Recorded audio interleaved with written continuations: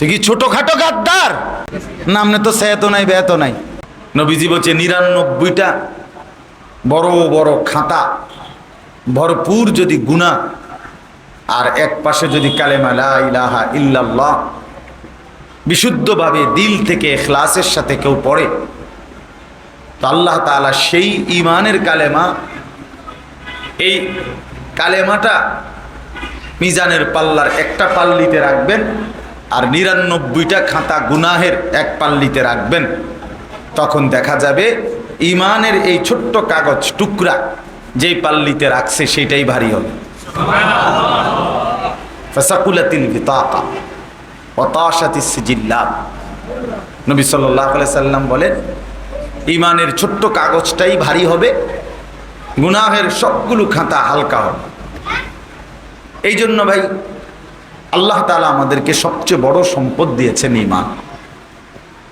এখন এই যে আমরা মুমিন, এখন মুমিন হিসাবে আমরা যদি কল্পনা করি, এমনিতে আমরা মানুষ, তো এই মানুষ হিসাবে চারদিকের পৃথিবীতে অসংখ্য অগণিত নিয়ামত, এই গোটা পৃথিবীর চারদিকে যা কিছু আছে, আমরা যা দেখি বা দেখি না, বুঝি বা বুঝি না, সব কিছুর নাম জানি অথবা জানি না, আল্লাহ তাআলা এগুলো সব আমাদের জন্য বানিয়েছেন।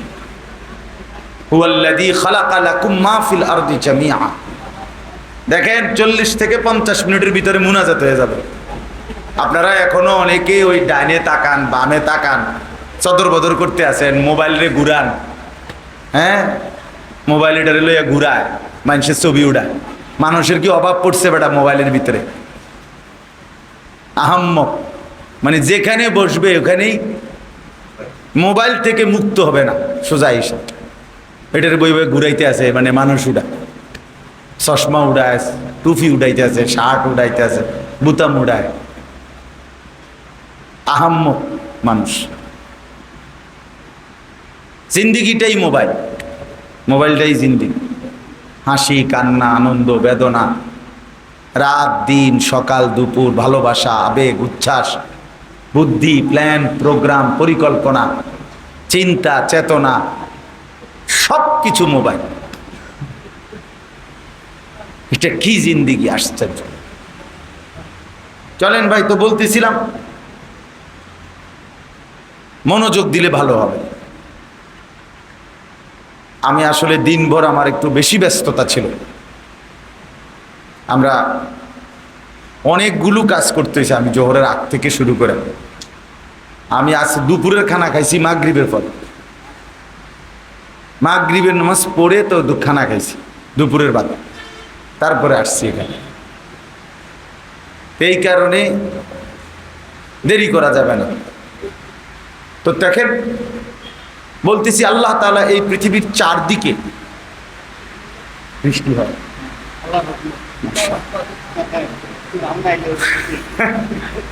ও আমি তোমার হ্যাঁ মাশাআল্লাহ, আল্লাহ কবুল করেন। চলে আসলে আমি চেয়ারম্যান সাহেবের এটা আবদার করছিলাম। আমি একদিন বলছিলাম যে এই জায়গাটারও যদি শেডের মতো বানায় দেন, এখানেও আল্লাহর কথা হবে, ইসলাহি মজলিস হবে।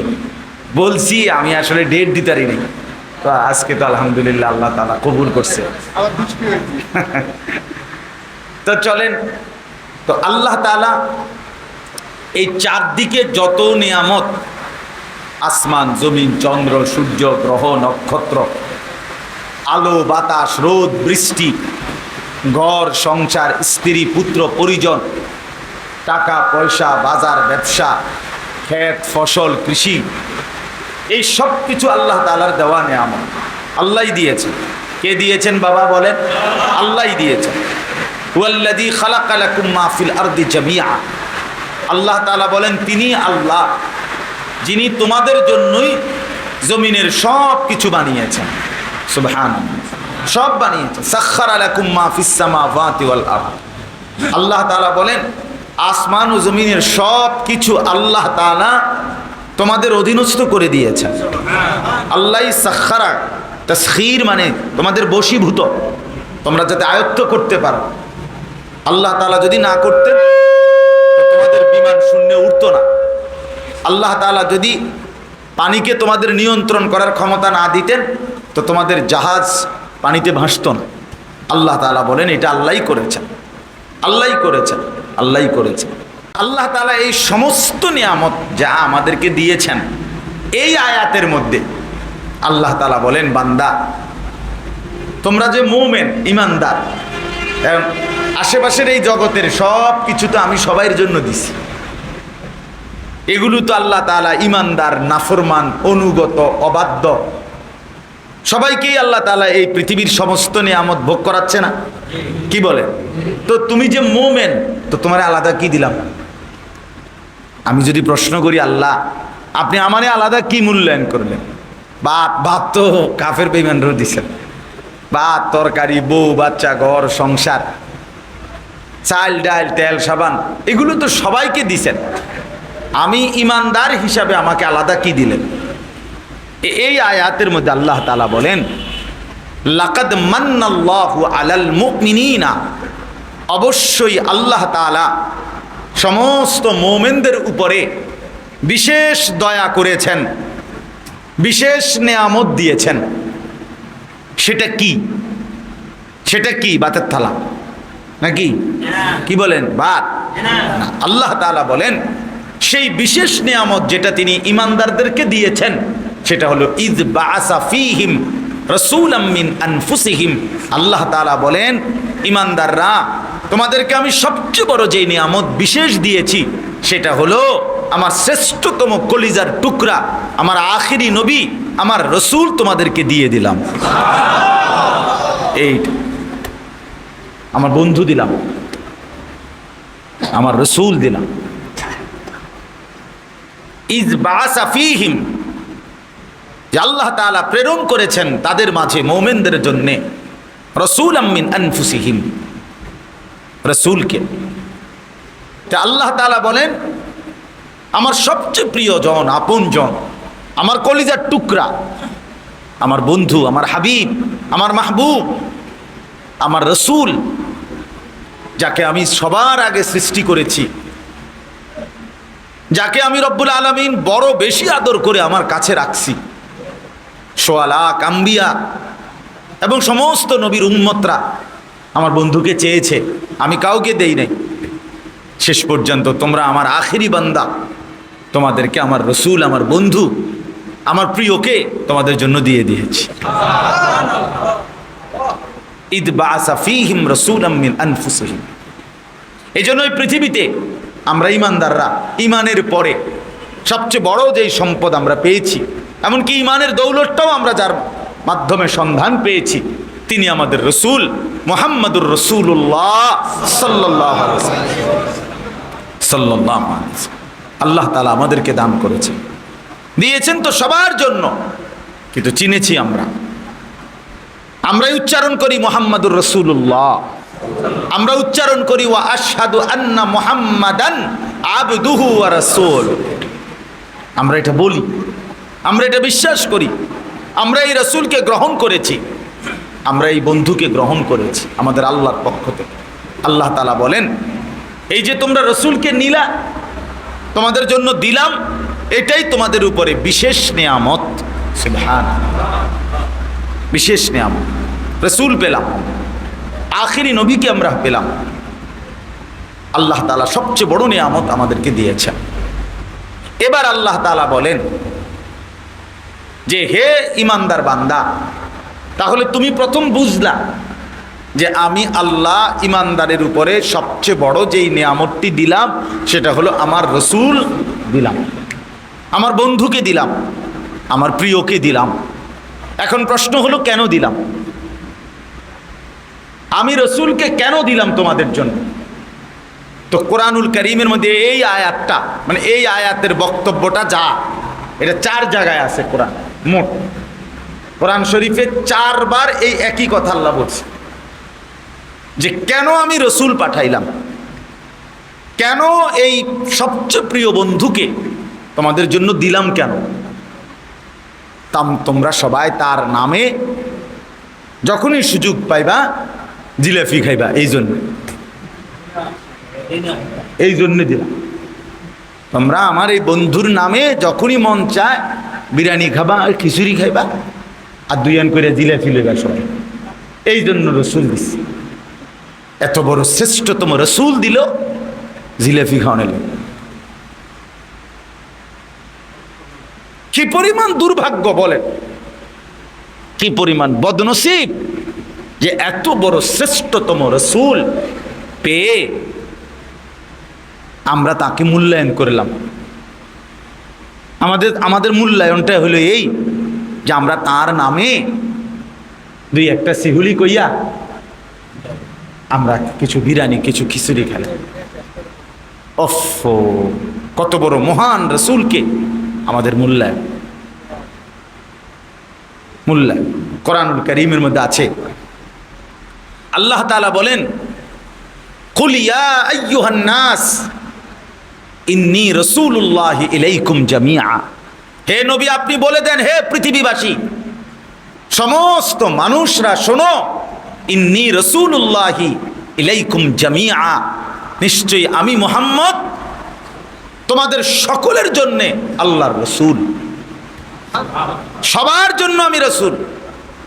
ইতিপূর্বে যত নবী এসেছে সমস্ত নবী নিজ নিজ কওমের জন্য এসেছে, আর আমাকে আল্লাহ তাআলা সারা পৃথিবীর জন্য পাঠিয়েছে। কোরআনুল কারীমের মধ্যে আছে, ওয়ালাকাদ আরসালনা নূহান ইলা কওমিহি, আল্লাহ তাআলা নূহকে রসুল বানালেন তার কওমের নিকট। ওয়া ইলা আদিন আখাহুম হুদা, আল্লাহ তাআলা বলেন আদ জাতির নিকটে আমি আল্লাহ তাদের ভাই হুদকে নবী বানালাম। এইভাবে ধরে ধরে আল্লাহ বলছে, ধরে ধরে আল্লাহ তাআলা বলছেন। ওয়া ইলা সামুদা আখাহুম সালিহা, সামুদ জাতির কাছে আমি আল্লাহ তাআলা সালেহ নবীকে পাঠালাম।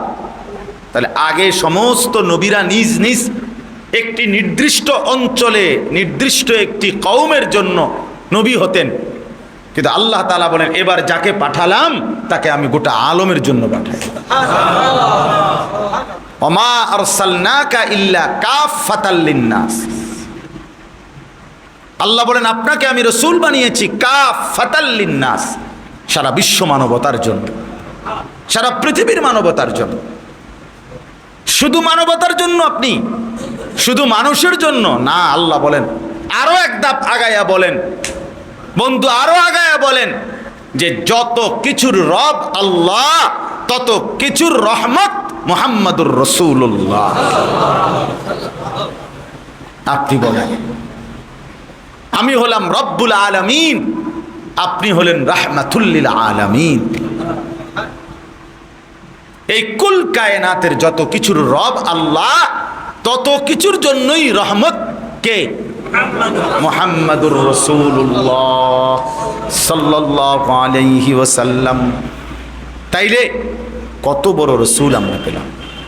আরে বাপ, আন্দাজ করা উচিত, আন্দাজ করা উচিত, কলিজা দিয়া উপলব্ধি করা উচিত আমার নবী কত বড় নবী, আমি কত বড় শ্রেষ্ঠতম রসুলের উম্মত, আমার মর্যাদাটা কেমন। কোরআনুল কারীম থেকে বহু আয়াত বলা যাবে যেখানে আল্লাহ তাআলা বলছে, বন্ধু বিগত ১৬ লাখ নবী এবং নবীর উম্মতের সাথে আমি আল্লাহ যেই আচরণ করেছি, আপনি বন্ধুর বেলায় আইসা আপনাকে ভালোবাসা আপনার উম্মতের সাথে আমি আল্লাহ বিগত সমস্ত নবীর উম্মতের চাইতেও অনেক বেশি মহব্বতের আচরণ করেছি। হ্যাঁ, অসংখ্য মর্যাদা যা আমি আপনাকে দিয়েছি, আপনার মহব্বতে আপনার উম্মতকেও দিয়েছি। অসংখ্য নেয়ামত যা অন্য নবী তার নিজের এবং উম্মতের জন্য আমার কাছে চাইয়া দোয়া কইরা মাইগা চাইয়া নিছেন, আমি আপনার ভালোবাসায় আপনি এবং আপনার উম্মতের জন্য সেই একই নিয়ামত না চাইতে এমনি দিয়ে দিস, এমনি দিয়ে দিস, এমনিতেই দিয়ে দিয়েছি। এজন্য প্রথম কথা এটা বোঝা উচিত, লাকাদ মান্নাল্লাহু আলাল মুমিনিনা ইয বাআসা ফীহিম রাসূলাম মিন আনফুসিহিম। আল্লাহ তাআলা বলেন মুমিনদের উপরে আমি আল্লাহর সবচেয়ে বড় নেয়ামত, ইহসান, অনুগ্রহ, দয়া, দান, যে আমার রসুল আমি তাদেরকে দিলাম, আমার নবীকে দিলাম, আমি আমার সবচেয়ে প্রিয় বন্ধুকে দিলাম। এখানে একটা শব্দ আছে মান্নাল্লাহু, মান্নুন, মিম নুনের উপরে তাসদিদ, মিম নুন জবর মান, নু জবর না, মান্নাল্লাহু। এই মান্নুন অর্থ হলো দয়া, অনুগ্রহ, দান। কিন্তু আরবিতে নিয়ম হলো, আরবি ভাষায় তাফসির আছে, মান্নুন বলা হয় এমন দানকে, এমন দয়াকে যেটা ছোটোখাটো জ্যানত্যান কোনো দয়া নয়, বরং এমন দয়া যেটা খুঁটা দেওয়ার মতো, উল্লেখ করার মতো, চোখে পড়ার মতো, চোখে পড়ার মতো, সামান্য কিছু না। তো আল্লাহ তাআলা বললেন লাকাদ মান্নাল্লাহু আলাল মুমিনিন, আমি মুমিনদের উপরে দয়া করলাম, দান করলাম, এমন শব্দ ব্যবহার করছে আল্লাহ। অর্থাৎ যে এই দয়াটা আমার এমন দয়া যেটা উল্লেখ করার মতো, যেটা খোঁটা দেওয়ার মতো, যে বেটা তোদেরকে আমি আমার শ্রেষ্ঠতম রসুল দিয়েছিলাম। এই জন্য আমার বড় ভয় হয় বাবা, হাসরের ময়দানে আল্লাহ তাআলা বলবে নাফরমান তুই জানোস না আমি তোরে কত বড় নেয়ামত দিছিলাম, তোরে আমি সবচেয়ে বড় রসুল দিছিলাম, তোরে আমি সবচেয়ে বড় নবী দিয়েছিলাম, তোকে আমি সর্বশ্রেষ্ঠ রসুল দিয়েছিলাম, কিন্তু তুই এত শক্ত ডাকাত, তুই এত বড় হাইওয়ান, হারামি, যে তুই এত বড় রসুল পেয়েও 2 পয়সাও তারে মূল্যায়ন করলি না। 30 বছরে তোর কোনোদিন মনে পড়লো না এত বড় শ্রেষ্ঠতম যিনি আমার নবী, তার মাথার চুল মুবারক কেমন ছিল, আমারটা কেমন। 30 বছরে কোনোদিন মনে পড়লো না তিনি কিভাবে খাইতেন, তিনি কিভাবে ঘুমাতেন, তিনি কিভাবে হাঁটতেন, তিনি কিভাবে চলতেন। তার মতো আমার হওয়া উচিত। আল্লাহই বলছেন, আল্লাহই বলছেন, আল্লাহ অনুসরণ করতে বলছেন, ফাত্তাবিউনি ওয়াত্তাবিউহু আল্লাযীনা ইয়াত্তাবিউনা। বারবার আল্লাহ বলছে রসুলকে অনুসরণ করো, রসুলকে অনুসরণ করো, রসুলকে অনুসরণ করো, রসুলকে অনুসরণ। তুমি গাদ্দার কোনো পাত্তাই দিলা না, তুমি গাদ্দার পাত্তাই দিলা না। আল্লাহ তাআলা তখন বলবে টাঙ্গাইয়া যে নাফরমান তুই জানোস তোরে আমি কত বড় রসুল দিছি, তুই কার সাথে গাদ্দারি করে দাড়ি কাটছ, কার লগে গাদ্দারি করছ? হ্যাঁ, তুই কি ছোটখাটো গাদ্দার? সে কি ছোটখাটো গাদ্দার মনে হয় আপনি মনে করেন? হ্যাঁ, তো যেমন তেমন গাদ্দার না, তো যেমন তেমন গাদ্দার না। হ্যাঁ, এতো ছোটখাটো কারোর লগে তেরামি করে না, এ তো শ্রেষ্ঠতম রসুলের বিরোধিতা করছে। ভাইবেন, ভাইবেন, দাড়িবিহীন চেহারা আপনাদের সুন্দর লাগে? কেডা কইছে সুন্দর লাগে? নাফিদ ছাড়া আর কে কইছে? নাফিদ ছাড়া আর বলছে কেডা? হ্যাঁ, সাফ কথা আমার, কারো গায়ে লাগলে মাফ করে দিয়ে, শরম লাগলে দাড়ি রাখিয়া দেন। যদি মনে হয় যে বেজ্জতি করলাম তো ইজ্জতের সাথে রাখিয়া দেন, তো ইজ্জত ফিরে আসবে। যদি বলেন স্যাত উঠছে, কি কইলেন হুজুর? হ, কি কইলাম, রাখিয়ালাম, সার নাম নিয়ে স্যাত ওঠেনি। আমি তো চাই স্যাত উঠতো, স্যাত উঠলেই তো লাভ। সার না ওঠেনি স্যাত, আপনি তো ওঠে না, নামনে তো স্যাতও নাই, বেতও নাই, স্যাত বেত কিচ্ছু নাই। হ্যাঁ, লাকাদ মান্নাল্লাহু আলাল মুমিনিন ইদ বাআসা ফীহিম রাসূলাম মিন আনফুসিহিম। রব্বুল আলামিন বলেন, বান্দা তুমি জানো না আমি আমার খাজানার, আমার ভান্ডারের সবচেয়ে প্রিয়জন তোমাকে দিলাম। এমন বন্ধু দিলাম, বন্ধু আমার জমিনে বসে জিব্রাইল যখন কোরআন নাজিল করত, জিব্রাইল যখন আইসা কোরআন পড়ত, আল্লাহর নবী তখন জিব্বা নাইরা নাইরা জিব্রাইলের সাথে পড়তেন। জিবরাইল বলতো যালিকাল কিতাব, নবীও বলতেন যালিকাল কিতাব, জিবরাইল বলতেন লা রাইবা ফি, নবীজি বলতেন লা রাইবা ফি। আল্লাহ তাআলা তাকিয়ে দেখলেন বন্ধু, আপনি জিবরাইল পড়লে আপনি যখন পড়েন মুখস্থ করার জন্য, তখন আপনি ঠোঁট নাড়াইলে, আপনি জিহ্বা নাড়াইলে বন্ধু আপনার তো কষ্ট হয়। আমি মাওলা আরশে আজিম থেকে আপনার এইটুকু কষ্ট আমি আল্লাহ সহ্য করতে পারি না। এই জন্য আল্লাহ জিবরাইল পাঠিয়ে কোরআন নাজিল করে বললেন লা তুহাররিক বিহি লিসানাকা লিতাজালা বিহি। বন্ধু আপনি জিবরাইল কোরআন নাজিল করিলে আপনি আর ঠোঁটও নাড়াবেন না, জিহ্বাও নাড়াবেন না, আপনি শুধু শুনতে থাকবেন। আপনার কলিজায় মুখস্থ করিয়ে দেওয়া এটা আমি আল্লাহ নিজেই দায়িত্ব নিলাম।